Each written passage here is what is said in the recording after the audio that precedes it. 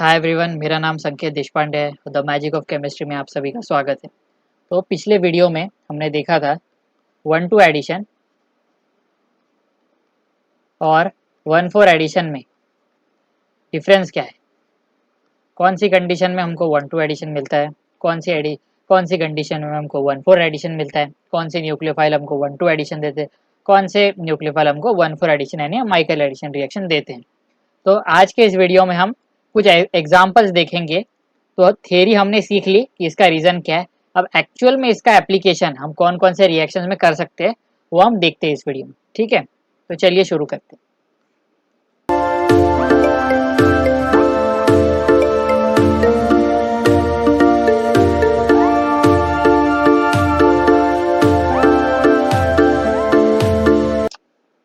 पहला एग्जाम्पल हम लेंगे वो हो गया ग्रिग्नार्ड रिएजेंट का। ठीक है, ग्रिग्नार्ड रिएजेंट। अब ग्रिग्नार्ड रिएजेंट जैसे हमने पिछले वीडियो में दिखा कि सपोज मैं अगर ये एक अल्फा बीटा अनसैचुरेटेड कीटोन ले लूँ, साइक्लिक कीटोन ले लिया मैंने और मैंने ग्रिग्नार्ड रिएजेंट के साथ इसको ट्रीट किया।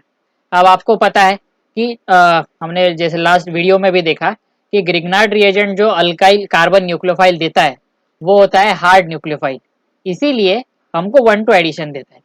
लेकिन सवाल ये है कि ये हार्ड न्यूक्लियोफाइल होता क्यों है। तो उसके लिए हमें इसकी बॉन्डिंग जाननी पड़ेगी। ये बॉन्डिंग किस प्रकार से होती है।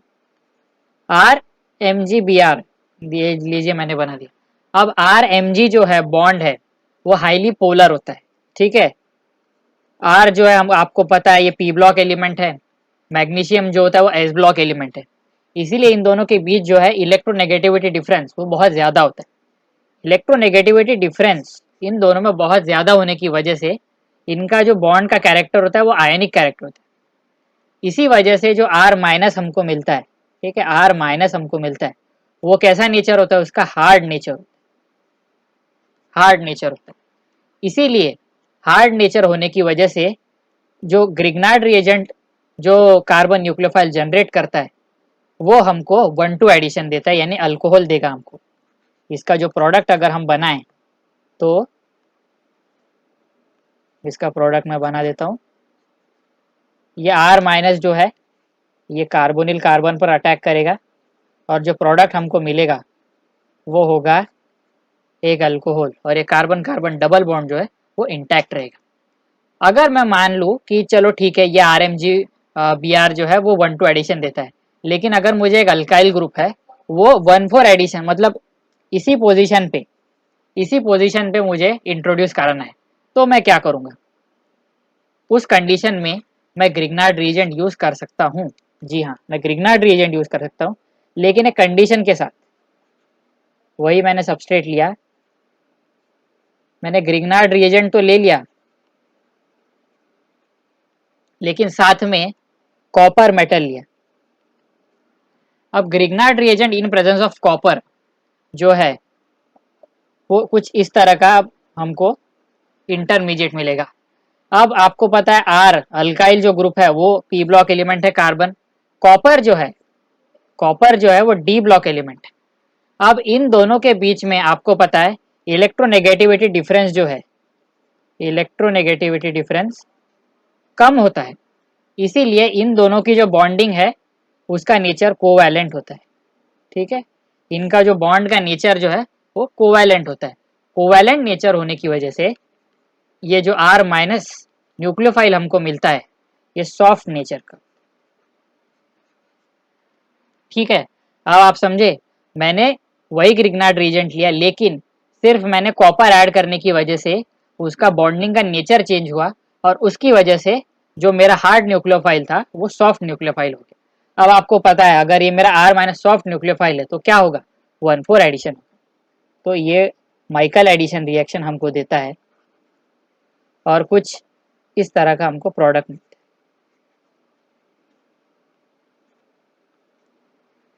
है। ये मैं प्रोडक्ट सीधा बना रहा हूँ। तो आपने देखा हमने कार्बोनिल फंक्शनल ग्रुप को एज इट इज रखा और फोर्थ पोजीशन पे हमने अल्काइल ग्रुप को इंट्रोड्यूस करा है। क्या मैं कोई और रिएजेंट भी यूज कर सकता हूँ इसी काम के लिए?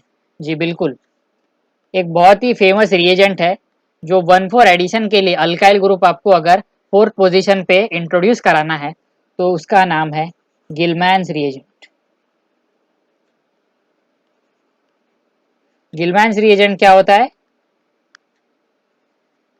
Me2Culi, ठीक है, यानी या आप कह लीजिए R2Culi, ये होता है गिलमैन्स रिएजेंट। अब इसी में इसमें भी सेम चीज है, Me और Cu के बीच में जो बॉन्ड है वो कोवैलेंट नेचर का होता है। इसीलिए कॉपर जो मेन डिफ्रेंशिएट करता है ग्रिग्नार्ड और गिलमैन में, वो होता है उसका मेटल। मैग्नीशियम होने की वजह, ग्रिग्नार्ड में मैग्नीशियम होने की वजह से वो हार्ड न्यूक्लियोफाइल हमको देता था, लेकिन क्योंकि यहाँ कॉपर है, इन दोनों के बीच का बॉन्डिंग जो है वो कोवैलेंट है, इसीलिए ये जो हमको Mu माइनस मिलता है ये सॉफ्ट होता है। तो अगर मैं ये रिएक्शन कराऊँ गिलमैन्स रिएजेंट के साथ, ठीक है, गिलमैन्स रिएजेंट के साथ ये मैंने रिएक्शन करा Me2Cul। अब आपको पता है कॉपर होने की वजह से ये सॉफ्ट न्यूक्लियोफाइल है Me। अब ये कहाँ अटैक करेगा? कार्बोनिल पे या वो फोर्थ पोजीशन पे कार्बन कार्बन डबल बॉन्ड पे, कार्बन कार्बन डबल बॉन्ड पे अटैक करेगा और ये आपको इस तरह का प्रोडक्ट देता है।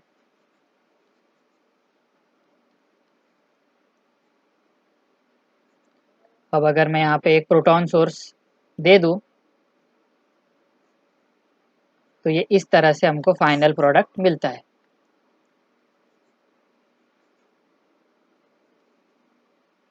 ठीक है, ये हमारा फाइनल प्रोडक्ट। तो हमने देखा अभी कि किस तरह से अगर मुझे 1,2 एडिशन कराना है, ठीक है, 1,2 एडिशन कराना है तो मैं कौन सा रिएजेंट यूज करूंगा? अगर 1,2 एडिशन अल्काइल ग्रुप इंट्रोड्यूस कराना है तो वो होगा ग्रिग्नार्ड रिएजेंट,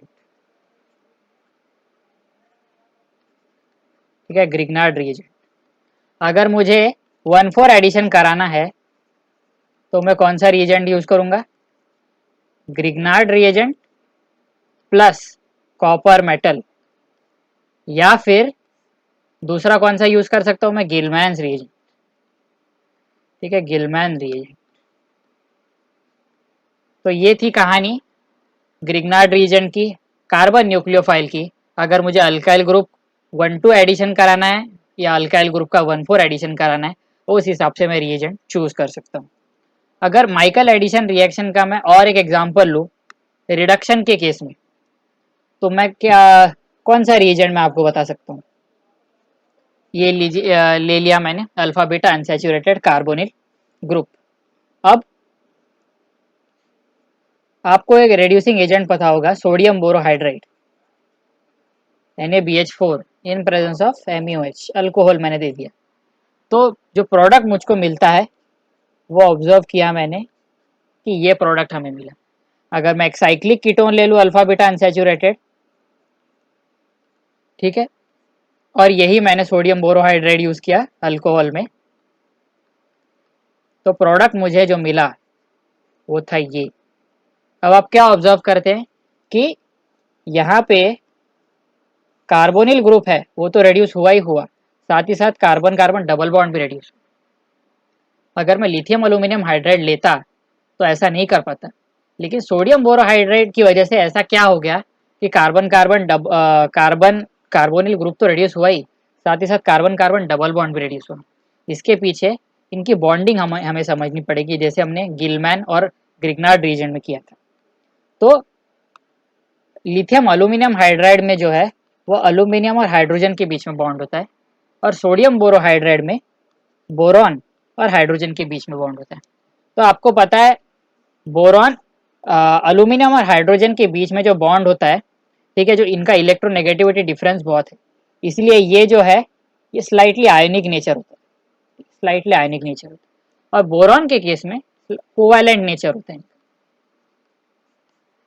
इसी वजह से कोवैलेंट नेचर होने की वजह से वो हाइड्रोजन इजीली डोनेट नहीं करता, वो बॉन्ड इजीली ब्रेक नहीं होता। इसीलिए अगर वो बॉन्ड इजीली ब्रेक नहीं होगा तो जो हाइड्रोजन हमें मिलेगा वो कौन से नेचर का होगा? सॉफ्ट नेचर का। लिथियम एल्यूमिनियम हाइड्राइड के केस में आयनिक होने की वजह से वो इजीली H हाइड्राइड डोनेट करता है और वो हार्ड नेचर का। इसीलिए जब लिथियम एल्यूमिनियम हाइड्राइड हम लेते हैं तो डायरेक्टली वो कार्बोनिल को रिड्यूस कर देता है, लेकिन अगर मैं सोडियम बोरोहाइड्राइड लेता हूँ तो डायरेक्टली वो कार्बोनिल पे नहीं अटैक करेगा। अगर वहां पर कार्बन कार्बन डबल बॉन्ड होगा कॉन्जुगेशन में कार्बोनिल के, तो जरूर वो ट्राई करेगा माइकल एडिशन रिएक्शन की, कॉन्जुगेट एडिशन। तो हम देखते हैं अभी कि वही मैं सबस्ट्रेट लेता हूँ, ठीक है, वही मैंने सबस्ट्रेट लिया। अब मैंने सोडियम बोरोहाइड्राइड लिया, ये मैंने 4 एच बना दिए। अब आपको पता है ये जो हाइड्रोजन है ये सॉफ्ट नेचर का होता है, तो कहाँ पे अटैक करेगा, ये अटैक करेगा इस कार्बन के ऊपर। तो ये मैंने करा दिया और ये कॉन्जुगेशन में आ गए। तो हमें कुछ इस तरह का प्रोडक्ट मिलेगा। तो ये हाइड्रोजन, अगर मैं H+ सोर्स दे दूं तो ये इस तरह का हमको प्रोडक्ट मिलेगा। अब हमने कार्बन कार्बन डबल बॉन्ड तो रिड्यूस कर दिया। अगर मैं एक और मोल देता हूँ NaBH4 का अल्कोहल में ही, तो ये अब कार्बोनिल ग्रुप भी रिड्यूस होता है और हमें मिलता है ये प्रोडक्ट। तो इसी तरह अगर हमारे पास सॉफ्ट हाइड्राइड का सोर्स हो तो सिर्फ कार्बोनिल ग्रुप ही नहीं, हम कार्बन कार्बन डबल बॉन्ड भी रिड्यूस कर सकते हैं। ये हमको एडवांटेज मिलता है सोडियम बोरोहाइड्राइड का ओवर लिथियम एल्यूमिनियम हाइड्राइड। ठीक है, उम्मीद है आपको ये समझ में आएगा। तीसरा एग्जाम्पल हम देखते हैं। अब हमने अल्काइल ग्रुप इंट्रोड्यूस कराने का वे देख लिया, हमने हाइड्राइड इंट्रोड्यूस कराने का वे देख लिया। अब अगर मैं आपसे कहूँ, ये मैंने cyclic alpha beta unsaturated substrate मैंने लिया, अगर मुझे इस कार्बन कार्बन डबल बॉन्ड का इपॉक्सीडेशन कराना है तो मैं क्या करूँगा। इपॉक्सीडेशन की जनरली जब हम बात करते हैं तो सबसे पहले किसी के भी मन में जो रिएजेंट आता है वो होता है MCPBA, मेटाक्लोरोपर बेंजोइक एसिड। ठीक है, तो क्या इस केस में हम मेटाक्लोरोपर बेंजोइक एसिड यूज कर सकते हैं? नहीं। क्यों? क्योंकि मेटाक्लोरोपर बेंजोइक एसिड जो है वो जो ऑक्सीजन देता है हमको, ठीक है, वो होता है इलेक्ट्रोफिलिक नेचर का। अब अगर कोई इलेक्ट्रोफिलिक नेचर का ऑक्सीजन कोई रिएजेंट देता है तो सबस्ट्रेट को न्यूक्लियोफिलिक होना पड़ता है, तब जाके वो इपॉक्सीडेशन पॉसिबल होता है। लेकिन आप यहाँ देख सकते हैं ये जो कार्बन कार्बन डबल बॉन्ड है ये कॉन्जुगेशन में है कार्बोनिल ग्रुप के, इसीलिए अगर हमें इपॉक्सीडेशन कराना है अल्फा बीटा अनसैचुरेटेड कीटोन का तो हम MCBPA यूज नहीं कर सकते। अब सवाल ये है कि अगर MCBPA यूज नहीं कर सकते तो कौन सा रिएजेंट हम यूज करेंगे? जवाब है ये H2O2 in NaOH। अब H2O2 in NaOH क्या करता है, ये मैंने H2O2 बना दिया, ठीक है। अब ये OH माइनस NaOH से प्रोड्यूस हुआ, इसने ये प्रोटॉन एब्स्ट्रैक्ट किया और ये हमें मॉइटी मिली हाइड्रोपरऑक्साइड। ठीक है, हाइड्रोपरऑक्साइड। अब ये हाइड्रोपरऑक्साइड की खास बात क्या है? खास बात ये है कि ये जो नेगेटिव चार्ज अनायन है ये नेबरिंग ऑक्सीजन के लोन पेयर के साथ इंटरैक्ट करता है, इसी वजह से इसका जो नेचर है, वो सॉफ्ट नेचर होता है। क्यों? ये ऑक्सीजन के एडजेसेंट ऑक्सीजन के लोन पेयर के साथ इंटरैक्ट। अब आपको पता है अगर कोई भी न्यूक्लियोफाइल सॉफ्ट होगा तो कहाँ अटैक करेगा, कार्बोनिल पे या कार्बन कार्बन डबल बॉन्ड पे? ऑब्वियस सी बात है वो कार्बन कार्बन डबल बॉन्ड पे अटैक करेगा। अब हमारा जो मेन पर्पस था एक सॉफ्ट न्यूक्लियोफाइल हमें चूज करना था जो ऑक्सीजन भी हमें दे सके। अब सॉफ्ट न्यूक्लियोफाइल हमने ले लिया और वो हम आपको ऑक्सीजन भी दे सकता है। तो चलिए अब रिएक्शन करके देखते हैं कि एक्चुअल में कैसे होता है। ये मैंने सबस्ट्रेट लिया, ठीक है, सबस्ट्रेट लिया OOH माइनस, इसका मैंने करा दिया कॉन्जुगेट एडिशन। ये ऐसे जाएगा, ये ऑक्सीजन पे नेगेटिव चार्ज, अब ये ऑक्सीजन पे नेगेटिव चार्ज और ये OH। अब आप देख सकते हैं ये जो ऑक्सीजन है ये OH से बॉन्डेड है और इसका माइनस आई इफेक्ट अब काम कर रहा है, इसीलिए ये स्लाइटली इसके ऊपर डेल प्लस कैरेक्टर आता है। तो अब आगे क्या होगा, ये जो ऑक्सीजन है ये ऐसे आएगा नीचे, और ये जो कार्बन है ये कार्बन कॉन्जुगेशन में ना होते हुए ये ऑक्सीजन पे अटैक करेगा ऐसे, और ये OH जो है ये बाहर जाएगा, और हमको जो रिजल्टेंट प्रोडक्ट मिलता है वो ये होता है। लीजिए इपॉक्साइड हमने बना लिया। तो जो हमें डिफिकल्ट लग रहा था कि carbon alpha beta unsaturated compound है, इसका जो डबल बॉन्ड है वो तो न्यूक्लियोफिलिक होता नहीं है, तो हम कैसे करेंगे? हमने एक ऐसा न्यूक्लियोफाइल चूज़ किया हाइड्रोपरऑक्साइड, जो न्यूक्लियोफिलिक भी है और ऑक्सीजन का सोर्स भी हमें देता है। इस तरह से हमने माइकल एडिशन का यूज़ करते हुए इपॉक्सीडेशन भी करा दी। उम्मीद है आपको ये वीडियो अच्छी लगी होगी। इस वीडियो में हम इतना ही, अगले वीडियो में हम रॉबिन्सन एनुलेशन का भी डिस्कशन करेंगे। अगर आपको ये वीडियो अच्छी लगी तो आप अपने जूनियर्स के साथ, अपने दोस्तों के साथ, अपने सिबलिंग्स के साथ जो भी केमिस्ट्री की प्रिपरेशन कर रहे हैं उन्हें फॉरवर्ड करें। अगर आपने मेरा चैनल अभी तक मेरा सब्सक्राइब नहीं किया तो इसे सब्सक्राइब करें। कोरोना का समय चल रहा है, अगर ज़रूरत ना हो तो घर से बाहर ना निकले। Stay home and stay safe. Thank you.